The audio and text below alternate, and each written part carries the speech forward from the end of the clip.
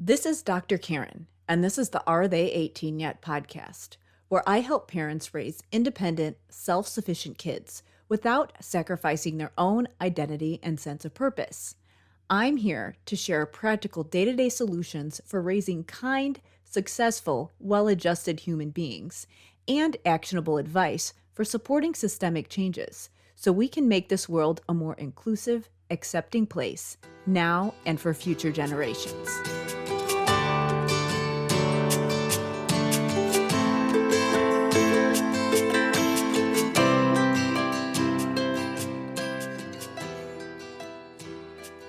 Hey everybody, it's Dr. Karen, and welcome to episode 66 of the Are They 18 Yet podcast.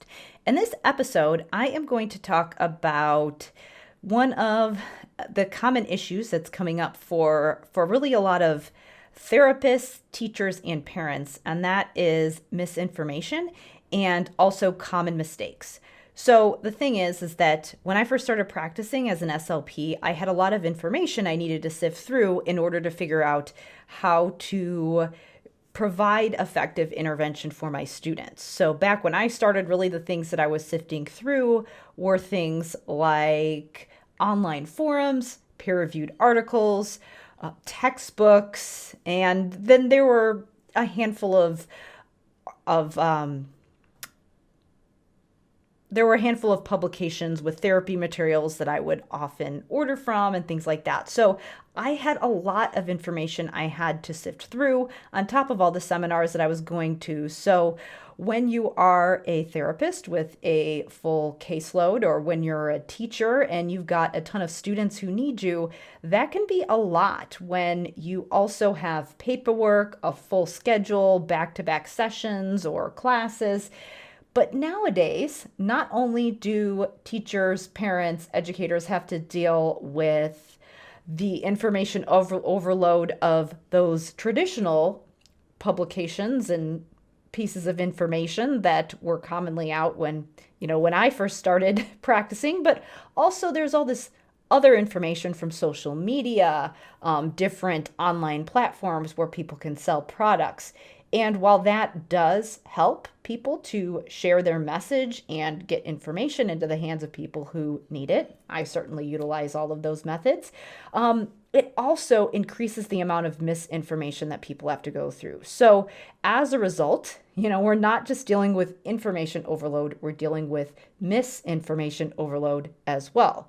So that can actually contribute to the three things that I'm going to talk about today, because while things have changed in the field since I first started practicing, the common questions that come up when it comes to effective language intervention are still really following the same trends. So every week I get a lot of emails from speech pathologists specifically who want to know how they can tailor their language therapy. So this episode is going to be highly relevant to that particular group of listeners.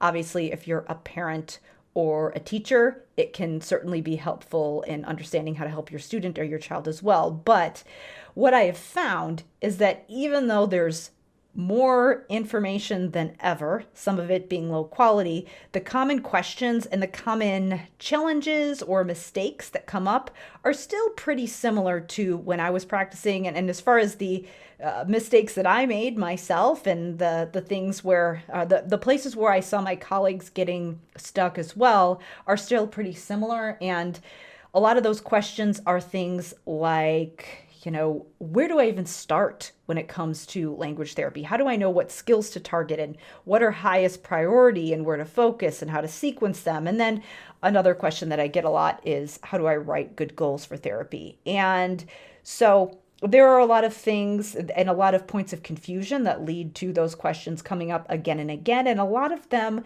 come down to the three mistakes or misconceptions that I'm going to talk about today. These are going to be some high-level shifts that can be extremely helpful, that eliminate a lot of questions or confusion further down the line and can answer some of those questions for you. Because a lot of times when people are getting stuck at a certain point in the process, it's because they didn't have the right mindset or didn't answer the right questions beforehand, because a lot of times making certain shifts in the way that you do things can actually help to provide some very clear answers to some of the things that you might be struggling with. I will say that these three things that I'm going to talk about today are what informed the framework that I teach SLPs that helps them to create a system for language therapy. This system is designed to build the underlying language skills kids need in order to have strong academic skills, strong reading skills, strong writing skills, and then build those skills that are going to serve them later in life. They are also the skills that kids need in order to have high level problem solving and executive functioning. So it all supports what kids need in order to be successful. And a lot of times skipping over these skills, as I'm going to explain today, can result in some breakdown further down the line. So I am going to be mentioning that this framework is what I teach in my course, Language Therapy Advanced Foundations. I am going to be doing some special things this month. It is the end of June as I'm recording this episode, and I am going to be doing some extra Q&A sessions and then opening up my calendar for some one-on-one consults for members of the program. I don't normally do a lot of one-on-one consults, but because it's July and I know that a lot of people are not in school and this is a month that some people like to catch up on their continuing education, I did want to give people that opportunity. So I don't normally do that throughout the year. I am going to be doing that as something special this summer just to help people get caught up on their continuing education so that when the school year rolls around, that everybody can be ready to show up for their students and be ready to go. So definitely check the show notes for the direct link to that program. Also, you can go to drkarenspeech.com/language therapy for the standard enrollment page. So if you have been thinking about joining and have been kind of lurking, now is a great time to take the leap because you can take advantage of some of those extra calls that I'm going to be doing this next month. Again, to learn more about how to join, just go to drkarenspeech.com/language therapy. So now I'm going to share a Facebook Live that I did where I talked about the 3 common mistakes that are often made when it comes to language intervention.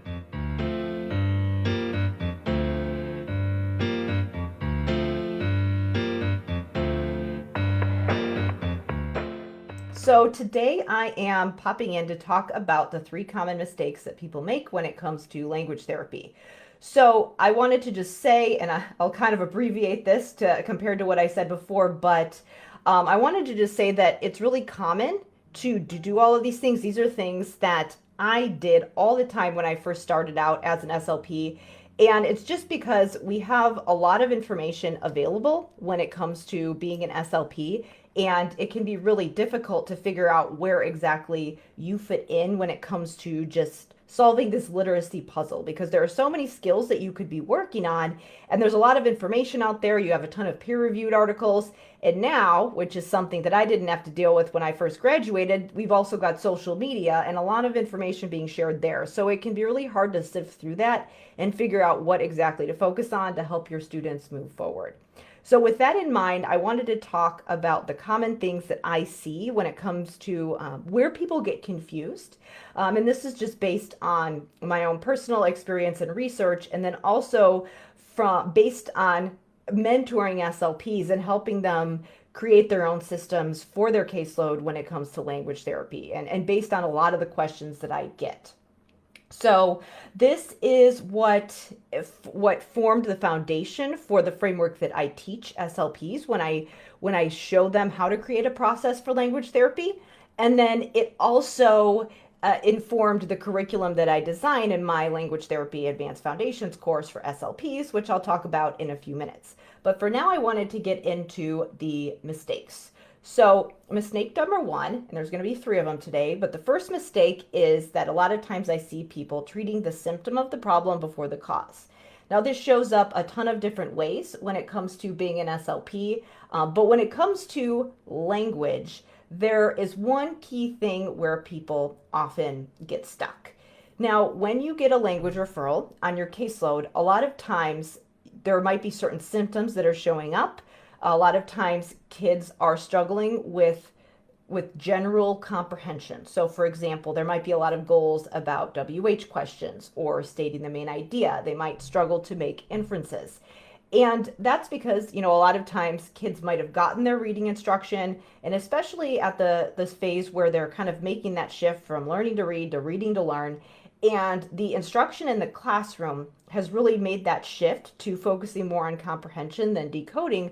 A lot of times issues come up when it comes to language processing. And so because the symptom of the problem is that kids aren't comprehending and their other peers who are getting the same instruction are, it can seem like the main area that you want to focus is to do more of that. So work on those inferencing questions, work on summarizing and retelling and WH questions and all of those things. And those are absolutely important functional skills that kids need to work on, that kids need in order to be successful in school and in life. But a lot of times when your therapy is solely focused on just working on those skills over and over again, what you're doing is that I liken it to if a child doesn't know how to swim, if you just kind of threw them off the deep end and wanted them to swim across to the other side of the pool. Yes, of course, swimming to the other side of the pool is an important thing that you would want to do, and you'd want to actually practice real swimming if you were going to get to be a better swimmer. But there are a lot of skills that would form the foundation for being able to do that. And so language works the same way. And there's actually a decent amount of research that shows that when kids don't have the underlying language skills to support those high-level comprehension skills, like inferential reasoning, all of those things that kind of fall under the window of executive functioning, which is going to be really important to kids being successful in school and in life. If they don't have adequate vocabulary skills, if they don't have adequate syntactic skills, and they don't have a good sense of what words mean and what sentences mean, that it's going to be really hard for them to apply those executive functioning skills and be able to comprehend. So a lot of those things that we see when we're reading, those strategies that we teach kids when we're reading, well, if you don't have strong language skills, then it's going to be really hard. Think about if you couldn't understand a lot of the words in a sentence, or if you didn't have a solid sense of syntax and you were having a hard time comprehending one sentence at a time, then it would be really hard for you to state the main idea of a whole paragraph. So yes, all of those comprehension skills are really important. That's why teachers focus so much on them in the classrooms, but kids are not likely to make progress on those skills if they don't have the language skills. So where you can come in as an SLP is to start to build some of those skills, not to just work on some of the same skills in the classroom that weren't working. And yes, that does work for a lot of kids because a lot of kids can learn some of those reading skills more quickly. And so they might have the skills that they need in order to decode. They might have implicitly learned a lot of the syntactic skills that they need to know. But if a student is struggling and they're on your caseload, then they haven't learned those skills implicitly and they need you to be more direct. So a lot of times what we need in order to be able to make progress on some of those higher level skills is that language foundation. And so that's why when I design my framework, I am teaching you how to build vocabulary in a way that supports things like phonology, morphology, orthography, semantics, and syntax, all those skills that are going to form that foundation. And while we're doing that, what we want to do is build it in a way that helps kids to build metacognition so that we're supporting those high-level comprehension skills and those executive functioning skills, because eventually, yes, in your intervention, you are going to want to tie some of those things in. But if kids have that missing link, we need to work on that directly. And that's where you can come in as an SLP. And we can work as a team with the other people who are working on those high-level comprehension skills. And so really, a lot of times the comprehension issues are more of the symptom of the problem than the cause of it. And there is research that shows, and you know, again, I in a lot of my in my course, in my and some of my presentations, I do cite some studies that show if kids don't have those adequate morphological skills, phonological skills, then they struggle to decode at the word level. If they don't have the syntactic skills that they need, they struggle to process and comprehend, even if they get a lot of comprehension strategy practice. So it's not that we're taking that away. It's just that we want to work on this other thing that's going to help them make more progress with those high level comprehension things. So that's the first thing that I see people doing is working on the high level stuff before they build that foundation and neglecting the other things. And a lot of times it's just because, you know, they got a lot of information, or they're getting pressure from their administration because they think, oh, well, they struggle with comprehension. Let me teach them more comprehension strategies. That totally makes sense. It's what I did. But it actually is not the way that you're going to help your students make progress. So that leads to the second mistake that people sometimes make. So I mentioned before that, so the first thing is that people treat the symptom before the cause. But then, as I mentioned, a lot of times people know, okay, well, I do need to work on some of these foundational skills. People sometimes start to realize that.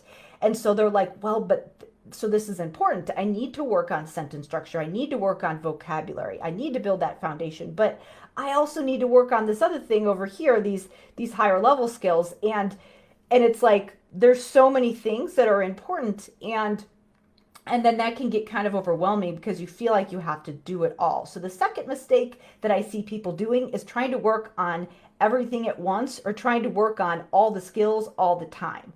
And so a lot of times when you look at the list of skills that people are working on in language, or if you do a teachers pay teachers search and it's like, what are the language activities? You get this huge list of discrete skills, and they all seem logical. So for example, we've got categories, associations, WH questions, following directions, synonyms, antonyms, verb tenses, sequencing and storytelling and main idea and inferencing and problem solving questions, and, you know, all these other narrative skills. And there's this huge list of things, and people don't know where to start. And so what a lot of times people do is they get kind of overwhelmed because they feel like, oh my gosh, I'm going to miss something.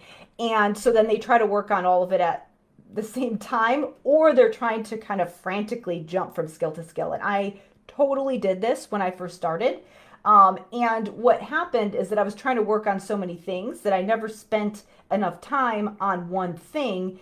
And then kids were confused, and they didn't have enough time to really get solid with one skill at a time. And so again, as a result, I didn't have the intensity on the high priority skills. And so they never had enough time to make progress. And so that is a second mistake that people do, is that a lot of times they realize that some of those things that I mentioned are important, but then they don't know how to prioritize and drop the other things and work on them in a clear sequence and structure so that they can actually make sustainable progress. And so I am going to do a couple other videos next week where I talk about how to actually do this. But I wanted to just give you kind of a rationale before I do that, because this is why it's so important to have a solid system, because if you don't, then you're not going to be giving your students the intensity that they need with the direct instruction on the skills that are going to help move them forward. Again, remember that your students are on your caseload because they didn't have the intensity with some of those phonological skills, with some of those the other types of reading instruction where they needed to build some of those skills that are going to help them decode efficiently so that it's automatic rather than sitting there and laboriously trying to figure out what a word means. What that's going to do is it's going to result in issues with cognitive load, and that's going to impact their comprehension. So again, if they don't have that intensity with those skills, and with specific skills that are going to make a bigger impact, then they're not going to make progress. And so if you try to do too many things at once, then you aren't going to see your students make that good, consistent progress moving forward. And so all I want to say here is that I am going to talk more specifically about how to apply that to specific skills in a couple Facebook Lives that I'm going to do on Monday and Tuesday of next week. But I just wanted you to think about that our students need a lot of intensity and they need instruction to be direct. So they need adequate time in order to do that. And a lot of those skills that I mentioned, they're not all created equally. A lot of them are things that can either be eliminated or delegated. So maybe they're important, but you might not need to be the person directly targeting it right now. Maybe you could train somebody else to reinforce what you're doing in a different way. And I do this a lot with some of those high level comprehension strategies when there's a student who really needs that focus work on the underlying language skills, like, again, syntax and things like that. So there are a lot of ways where you can make sure a student gets what they need on certain skills, but you don't have to target it directly in therapy. You can divide and conquer with other people on your team.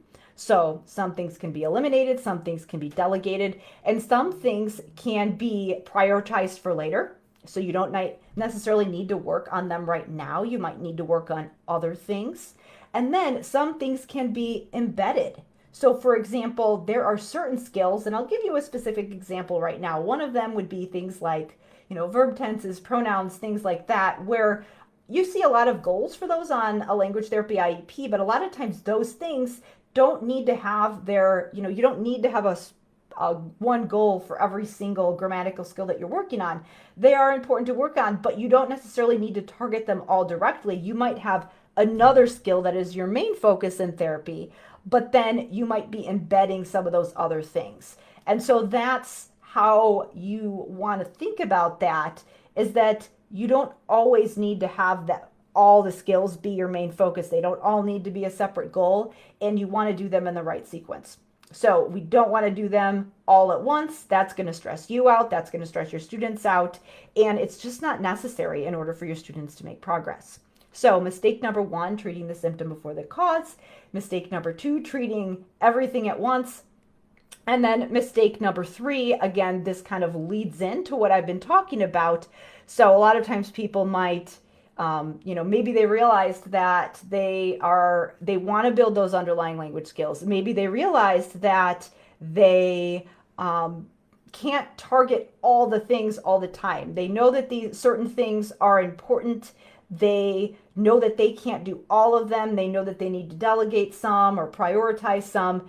But then the next step is, okay, how do I do that? And so the next mistake that I see people making is just not having a system. So they're trying to prioritize and they're trying to think through that all the time.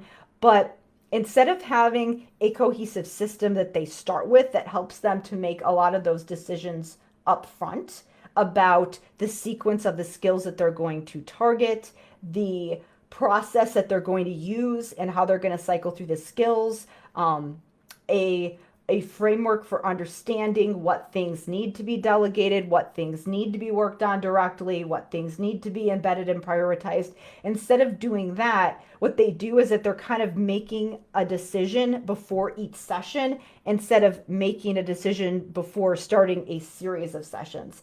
And so what you want to do is almost automate this process as much as possible and create a system and a process. So once you complete one step, the only decision that you need to make is, are we ready to move on to the next step? And not, what is the next step? Because a lot of times when you don't have that process, then you're requiring yourself to make a lot of decisions on the spot. You're requiring yourself to figure out what's my game plan and what's my strategy. Actually, let me back up. You might be deciding what's the skill that I'm working on, and then you have to figure out for that skill, what's the strategy? So how am I going to elicit that in therapy? And, figuring out if that's evidence-based. So you have to decide that. You also have to decide things like, what materials am I going to use in order to do that?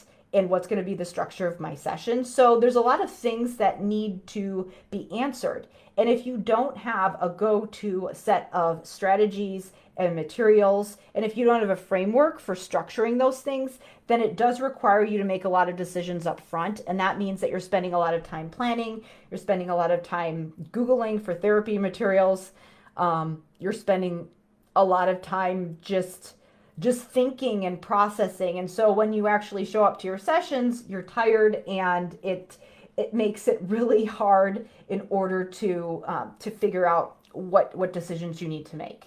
And so that is why I am so focused on frameworks and systems and processes rather than things like goal banks and worksheets and things like that. Yes, some of those things are fine. And, again, I mentioned teachers pay teachers. Teachers pay teachers is fine if you are using it within the right context. If you have a strategy that fits into your system and it happens to be something that you found on teachers pay teachers, of course that's fine. But if you're using the worksheets to create the system, then that's the opposite of what you want it to be doing. That's kind of a backwards way of looking at it. So and again, it's kind of beyond the scope of this specific video because I wanted to just give you kind of a high level idea of what's coming in the next few lives. But this is exactly why I've designed things the way that I do, because a lot of times people want me, the question that I get, I'd say the number one question I get in about language therapy is, where do I start? Because again, people are going through this whole thought process that I've been describing today.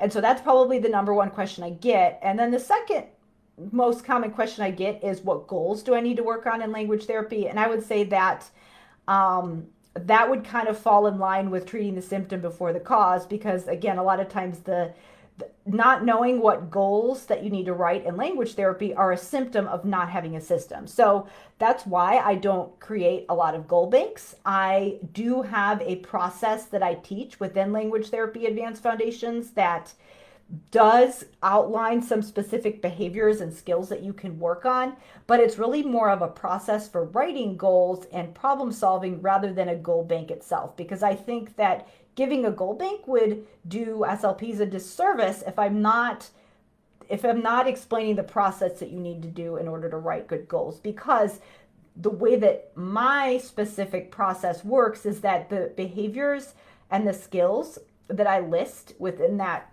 goal bank is it's designed, it's not an exhaustive list, it's designed to get you started and to help you start thinking about writing goals so that you can kind of expand on what I've done, because I can't predict exactly what's going on with everyone's caseload. So what I can do is give you a way to think about things differently rather than just telling you what to do, even though I do talk about specific strategies. And so that is also why I don't give a scripted curriculum, which is what a lot of people wish that they had for language therapy. It's what I wish that I had for language therapy. But as I got into my doctoral research, I realized that, number one, that didn't exist. So I wanted to create my own. But as I started to create my own, or to try to figure out how to design, how to do that, I realized why one didn't exist in the first place. So, and it's because there's no way that you could create something scripted and that prescriptive, or let me use a different word, scripted and rigid for kids. And there's no way I could create something like that and have it fit everybody's caseload. And it would just require you as the SLP to have to modify it so much for each one of your kids that it would be more trouble than it's worth, and it wouldn't be helpful. So that's why I am more about a framework, and I do give you specific strategies that can be customized and modified based on students' ability levels and based on what they need as far as what they need to be successful in their curriculum. But it does have, so it has a structure built in that helps you to make decisions about what strategies to use and what skills to target, and how to a process for sequencing through them in a way that makes sense based on what kids need as far as language and literacy, as far as what they need to support executive functioning. But it's not something that's rigid. So we've got to find that perfect balance of structure and flexibility. And so that's what I aim to do, because I don't want you to get stuck with any of these mistakes. So I am going to do an additional live session on Monday and Tuesday to kind of outline the process that I teach in Language Therapy Advanced Foundations. Again, kind of a high level of why I teach what I teach, just to help you to figure out, okay, what skills can I actually focus on to get the biggest bang for my buck. I'll give you a quick teaser. The 5 components in the framework that I teach that are aimed to support vocabulary so that kids can have that high level comprehension that they need in order to succeed in school and process language. Those 5 areas are phonology, orthography, morphology, semantics, and syntax, because they all support vocabulary, they all support comprehension, and they all support executive functioning. And the way that I do it is going to kind of embed all of those skills within the process. So again, it's not that we're not working on certain skills, it's just that we might be delegating them or embedding them in a different way. Rather than thinking about them as separate, discrete skills, we want to think about this as a connected system. So I'm going to wrap up for today. Thank you so much for everybody who popped in to listen. I am going to be doing some extra Q&A sessions and opening up some spots on my calendar to do one-on-one consults in July for people who are part of Language Therapy Advanced Foundations. Language Therapy Advanced Foundations is my course for SLPs where I teach them a system that is designed to solve all the issues that I talked about today. It's designed to teach that 5-component process for building language processing and the language skills that support literacy and executive functioning, and really helps you to create a cohesive system for designing your language therapy for your K-12 caseload. So I will share a link in the comments to that enrollment page for that course. Again, I am doing some special things in July, some extra Q&A sessions for members. So I do some group calls with my members. I'm doing some extra sessions for them. And then I'm also going to be opening up my calendar for one-on-ones for members. I'm just doing that in July because that is a good time of year for people to be catching up on their professional development. So if you've been on the fence about joining and you've been kind of lurking, now would be a great time for you to join us, because you'll get to take advantage of some of those things that I'm going to be doing over the summer. So I will be talking a little bit more about the framework that I teach in here, just to give you a little bit more information about how it works. So I'll be talking about that on Monday and Tuesday. But for now, I will wrap up, and I will share the link to the enrollment page below in the comments. So if you have been feeling like you don't know where to start when it comes to language therapy and you want a better system, or if you've been in the field for a while and you feel like, oh my gosh, I should have this figured out by now, then definitely check it out. I'd love to have you join us. So thank you so much, everybody, and have a wonderful day.